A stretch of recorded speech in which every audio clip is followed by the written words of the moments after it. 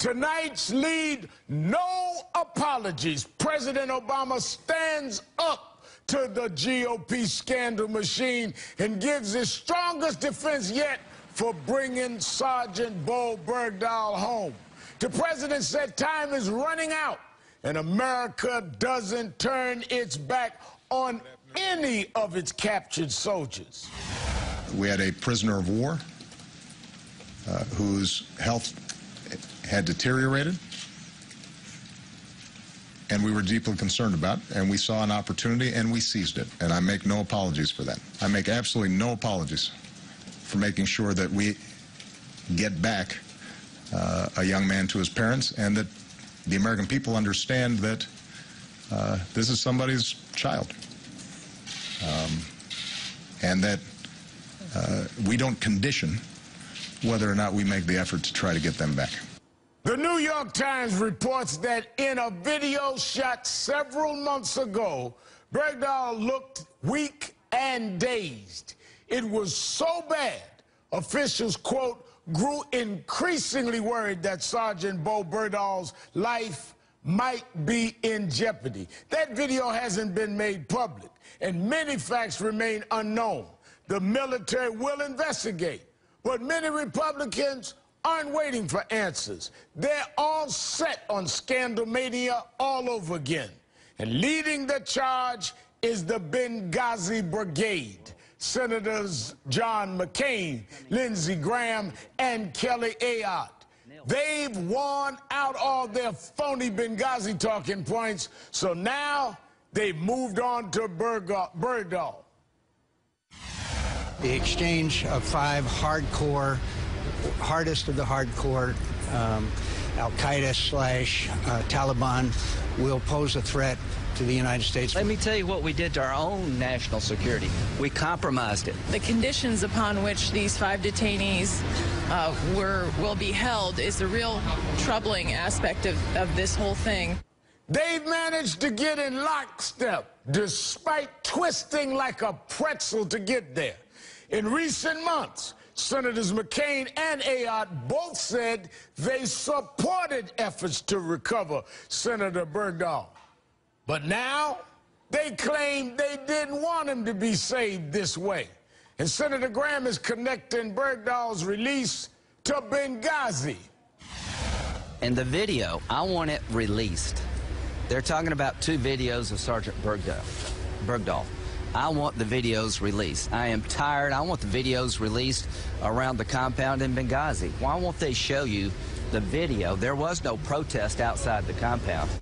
This is dishonest rhetoric from the same scandal-mongering Republicans who've done it before. They'll do anything to score political points.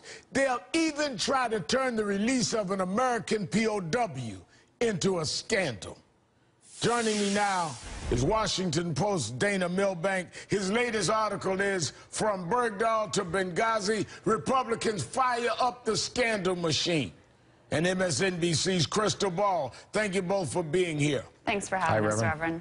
Crystal, the Benghazi Brigade is back. I mean, is there any doubt that for all of them, this is all about politics? Absolutely. I mean, if you had any doubt, all you had to look at is their prior statements. And John McCain, in particular here, I mean, not only did he say we should support efforts to bring back Bergdahl, but he specifically, back in February, told Anderson Cooper that we should consider a prisoner swap, which is exactly what we did. Now, I'm not saying this was an easy call, right? This is messy. It's a difficult choice to make. But the way that they turned right on a dime, as soon as the president did the exact thing that they themselves were calling for, tells you everything you need to know about these folks. And you're right. None of us are saying, I'm not, that it's an easy call.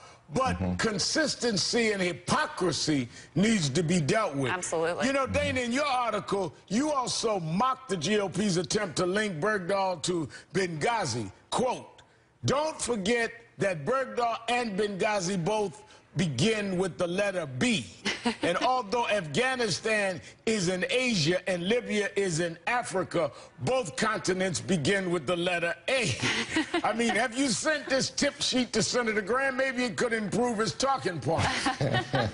Yeah, Reverend, I suspect he'll be using those the next time he's before the microphone. Of course, the real similarity between the two is they both occurred during the administration of President Obama, which is why they're so exercised about this in the first place. You know, it's a perfectly legitimate policy debate to have, to say, was this a good idea? Was it not a good idea? That's an argument about strategy in politics, but what they're doing instead is trying to turn this into a scandal, meaning that there was some sort of malfeasance and wrongdoing or criminality here, and I think it's particularly absurd to try to draw parallels to an entirely different situation that occurred in Libya a couple of years ago, and I think that is the element that's particularly dishonest here. It's perfectly legitimate for John McCain, even if he's softened his earlier position. He's evolved, let's say. Yeah, he's evolved. You're allowed to evolve, but let's not come out and say this is a scandal and this administration is, you know, in violation of the Constitution. They can complain that this administration didn't alert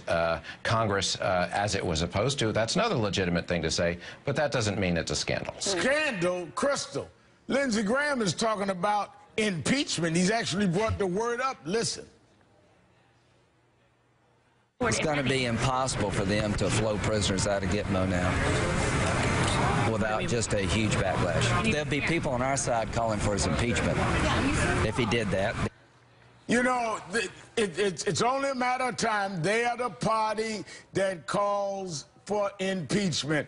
And just 2 weeks ago, Senator Kelly Ayotte released a statement about her ongoing efforts to, quote, urge the Department of Defense to do all it can to find Senator Bo Bergdahl, Sergeant Bo Bergdahl, and bring him home safely. This is her statement just a couple of weeks ago. Yeah, suddenly they're singing a very different tune. And I think Dana brings up such a good point, because the reason that they have to turn this into a scandal is because if it's just a debate about whether or not it was the right decision, right, whether it was worth the trade-off of 5 for 1, well, that's not something you can investigate, right? That's not something you can call the president up on charges of impeachment over. That's not something that you can continue to stretch up and stretch out and ask, well, we just have more questions and more questions and more questions, as they have with Benghazi. So they have to turn it into a scandal so that they can have investigation after investigation. They can continue talking about it, and they can continue to feed their base on the kind of rhetoric that their base wants. Because the bottom line here is the Republicans have little of substance to offer their base or anyone else. So they feed themselves and they get energy from these fake scandals. Yeah, but you know, Dana, talking about Senator Ayotte's statements 2 weeks ago, now she's attacking the move. And her office told PoliticsNation that her opposition to the deal should have been obvious from the start. Quote, she has consistently led opposition to the administration's effort to transfer any high-risk detainees out of Guantanamo. But the only option to get Sergeant Bergdahl was a prisoner trade. There was no military option under this discussion. So was Senator Ayotte just playing politics 2 weeks ago, or is that what she's doing now? Well, I think in Senator Ayotte's view, this whole mission had a fatal flaw, and that is it was undertaken by the Obama administration. So the idea is he will be opposed regardless of what he did. Now, let's suppose he wound down the operation in Afghanistan and left this guy behind. Then they'd be saying, aha, it actually is just like Benghazi. They left these guys behind.